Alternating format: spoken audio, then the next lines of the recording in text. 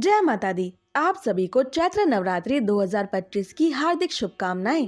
आज की इस वीडियो में हम आपको सुनाएंगे चैत्र नवरात्रि के छठे दिन पर सुने जाने वाली माता कात्यायनी की संपूर्ण कथा और आरती। साथ ही आप सुनेंगे माता कात्यायनी की पूरी पूजा विधि और माता कात्यायनी को प्रिय भोग, जिसे नवरात्रि के छठे दिन पर सुनने से माता कात्यायनी अपने भक्तों की सभी प्रकार की मनोकामनाओं को पूरा करती हैं। आपसे प्रार्थना है कि ये कथा अंत तक अवश्य सुने, क्योंकि अधूरी कथा सुनने से पाप लगता है। और कथा शुरू होने से पहले हमारे चैनल को सब्सक्राइब करके एक बार कमेंट्स में दिल से जय माता दी अवश्य लिखें। माता कात्यायनी नवरात्रि के छठे दिन इस कथा को सुन रहे सभी भक्तों पर अपनी विशेष कृपा बरसाएं। तो आइए अब शुरू करते हैं नवरात्रि के छठे दिन पर नव दुर्गा के छठे स्वरूप माता कात्यायनी की कथा। तो प्रेम से बोलिए श्री गणेशाय नमः। ओम जयंती मंगला काली भद्रकाली कपालिनी दुर्गा क्षमा शिवा धात्री स्वाहा स्वधा नमोस्तुते। कात्यायनी इन देवी को नवरात्रि में छठे दिन पूजा जाता है। प्राचीन काल में कात्य गोत्र में विश्व प्रसिद्ध महर्षि कात्यायन ने भगवती परा अम्बा की उपासना की, कठिन तपस्या की। उनकी इच्छा थी कि उन्हें एक अलौकिक पुत्री की प्राप्ति हो। तब माता आदि शक्ति ने उनके घर पुत्री के रूप में जन्म लिया, इसलिए ये देवी कात्यायनी कहलाई। इनका गुण शोध कार्य है, इसलिए इस वैज्ञानिक युग में भी कात्यायनी देवी का महत्व सर्वाधिक हो जाता है। इनकी कृपा से ही सारे कार्य पूरे होते हैं। श्री वैद्यनाथ नामक स्थान पर प्रकट होकर माता कात्यायनी पूजी गई थी। माता कात्यायनी अमोघ फलदायिनी है। इनकी 4 भुजाएं हैं। इनका दाईं तरफ का ऊपर वाला हाथ अभय मुद्रा में है तथा नीचे वाला हाथ वर मुद्रा में है। माँ के बाईं तरफ के ऊपर वाले हाथ में तलवार है व नीचे वाले हाथ में कमल का फूल सुशोभित है। इनका वाहन में सिंह है। इनकी उपासना और आराधना से भक्तों को बड़ी आसानी से अर्थ, धर्म, काम और मोक्ष चारों फलों की प्राप्ति हो जाती है। भक्तों के रोग, शोक, संताप और भय नष्ट हो जाते हैं। जन्मों के समस्त पाप भी नष्ट हो जाते हैं। इसलिए कहा जाता है कि इन देवी की उपासना करने से परम पद की प्राप्ति होती है। सबसे पहले इनकी पूजा स्वयं महर्षि कात्यायन ने ही की थी। 3 दिनों तक ऋषि की पूजा स्वीकार करने के बाद देवी कात्यायनी ने ऋषि कात्यायन से विदा लिया और महिषासुर को संग्राम में ललकार कर उसका अंत कर दिया। इसलिए इन्हें महिषासुर मर्दिनी के नाम से भी जाना जाता है। माता कात्यायनी का प्रभाव कुंडलिनी चक्र के आज्ञा चक्र पर है। नवग्रहों में माता कात्यायनी शुक्र को नियंत्रित करती हैं। इनकी साधना और भक्ति से वैवाहिक जीवन के सुखों की प्राप्ति होती है। जिनके विवाह में बाधा आ रही हो, उनके विवाह की बाधा माता कात्यायनी दूर करती हैं। माता कात्यायनी की कथा के अनुसार जब देवताओं ने महिषासुर नाम के राक्षस से अपने प्राणों की रक्षा के लिए भगवान विष्णु को खोजा, तो उन्होंने और उनकी आज्ञा से शिव जी, ब्रह्मा जी और अन्य देवताओं ने अपनी आंखों और मुख से ऐसी ज्वालाएं उत्सर्जित की जिनके तेज से एक पर्वत बन गया, जिससे कात्यायनी देवी प्रकट हुई, जो 1000 सूर्यों के समान तेजस्वी थी, जिनकी 3 आंखें, काले बाल और 18 भुजाएं थी। शिव जी ने मां कात्यायनी को अपना त्रिशूल दिया।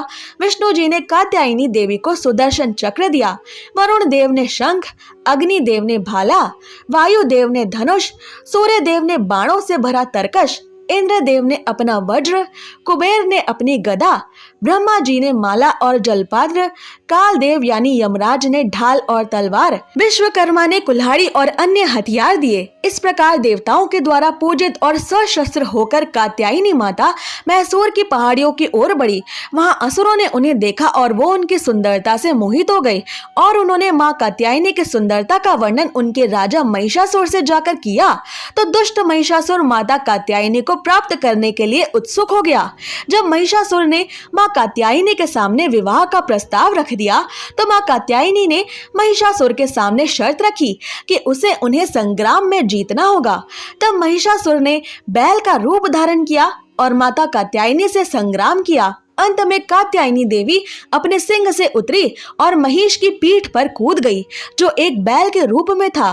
फिर माता कात्यायनी ने अपने कोमल पैरों से बैल रूपी महिषासुर के सिर पर इतना भयानक प्रहार किया कि वो बेहोश होकर जमीन पर गिर पड़ा। फिर माता कात्यायनी ने अपनी तलवार से महिषासुर का शीश विलग कर डाला और तब से माता कात्यायनी को महिषासुर मर्दिनी यानी महिषासुर का वध करने वाली कहा गया। देवी कात्यायनी को वृंदावन यानी ब्रज भूमि की अधिष्ठात्री देवी के रूप में भी जाना जाता है। माता कात्यायनी का संबंध श्री कृष्ण और उनकी गोपिकाओं से भी रहा है। द्वापर युग में रासेश्वर भगवान श्री कृष्ण ने मोहिनी बांसुरी और अनूठी लीलाओं से ब्रज की गोपिकाओं को अपने प्रेम आकर्षण में बांध लिया था। हर कोई उनके दिल में रहना चाहता था। गोपिकाएं तो बलिहारी थी। तब उन्होंने भगवान श्री कृष्ण को पति रूप में पाने के लिए माँ कात्यायनी की आराधना की।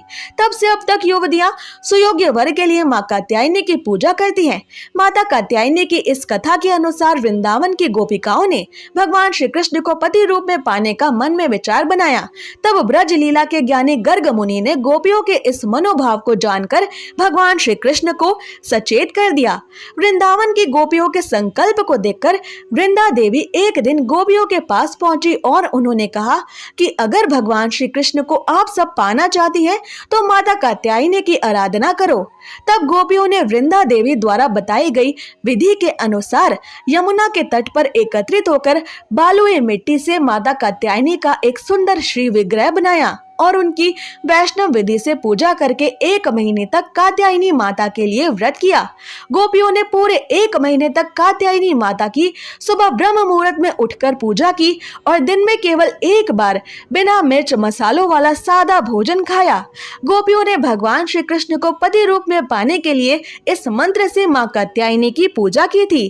कात्यायनी महामाये महायोगी नधीश्वरी नंद गोपा सुतम देवी पतिम में कुरुते नमः। अर्थात हे महामाया कात्यायनी, नंद गोप के पुत्र श्री कृष्ण को हमारा पति बनाने की कृपा करें। गोपियों की इस पूजा से प्रसन्न हुई माता कात्यायनी ने गोपियों को वरदान दिया कि श्री कृष्ण ही उनके पति होंगे। इसके बाद ब्रह्मा जी ने भगवान श्री कृष्ण की परीक्षा लेने के लिए ब्रजमंडल के गोवंश और ब्रज गोपों का हरण कर लिया और उन्हें ब्रह्मलोक ले गए। तब बिगड़ती स्थिति को संभालने के लिए भगवान श्री कृष्ण ने गोवंश और ब्रज ग्वालों का रूप धरकर 1 साल तक वृंदावन के हर घर में निवास किया। इसी दौरान सभी गोपियों का विवाह ग्वालों के रूप में वृंदावन के हर घर में रह रहे श्री कृष्ण के रूपों से हो गया। इस तरह माँ कात्यायनी का गोपियों को दिया गया वरदान पूरा हुआ। भगवान श्री कृष्ण गोपियों के पति के रूप में उनके घर पर रहे थे। तभी से मान्यता है कि युवतियों की आराधना से प्रसन्न होकर आज भी माँ कात्यायनी उन्हें सुयोग्य वर प्रदान कर रही हैं। साल भर में सैकड़ों युवतियां आज भी माँ कात्यायनी की आराधना करके व सुहाग की वस्तुएं माँ कात्यायनी को अर्पित करके अपनी मनोकामनाएं पूरी कर रही हैं। आइए अब जानते हैं माता कात्यायनी की पूरी पूजा विधि। कात्यायनी माता के पूजन के लिए कात्यायनी माता की चौकी लगाएं। कात्यायनी देवी को पीला रंग बहुत पसंद है, इसलिए नवरात्रि के छठे दिन पीले रंग के वस्त्रों को जरूर धारण करें और माता रानी की चौकी लगाते हुए पीले रंग का कपड़ा और फूलों का प्रयोग करें। कात्यायनी देवी को पीले पुष्प, हल्दी का तिलक और पीली मिठाई तथा पीले फलों का भोग चढ़ाएं। अब माता कात्यायनी को लाल रंग का गुलाब चढ़ाएं, क्योंकि लाल रंग भी माता कात्यायनी को प्रिय है। आप चाहें तो कात्यायनी देवी को गेंदे के फूल भी चढ़ा सकते हैं। कात्यायनी देवी को शहद और मूंग दाल के हलवे का भोग लगाना भी बहुत शुभ होता है। माता कात्यायनी की अब इस मंत्र से पूजा करें। या देवी सर्वभूतेषु कात्यायनी रूपेण संस्थिता नमस्तस्यै नमस्तस्यै नमस्तस्यै नमो नमः। इसके बाद आप दुर्गा सप्तशती और दुर्गा चालीसा का पाठ करें। आरती के बाद पूजा के दौरान आपसे जाने अनजाने में हुई सभी गलतियों की माता कात्यायनी से क्षमा मांगे और उनसे अपना व्रत स्वीकार करने की प्रार्थना करें। आइए अब सुनते हैं माता कात्यायनी की आरती। जय जय अम्बे जय कात्यायनी, जय जग माता जग महारानी। बैजनाथ है स्थान तुम्हारा, वहाँ वरदाती नाम पुकारा। कई नाम है कई धाम है, ये स्थान भी सुख धाम है। हर मंदिर में ज्योत तुम्हारी, कही योगेश्वरी महिमा न्यारी। हर जगह उत्सव होते रहते, हर मंदिर में भक्त है कहते। कात्यायनी रक्षक काया की, ग्रंथि काटे मोह माया की।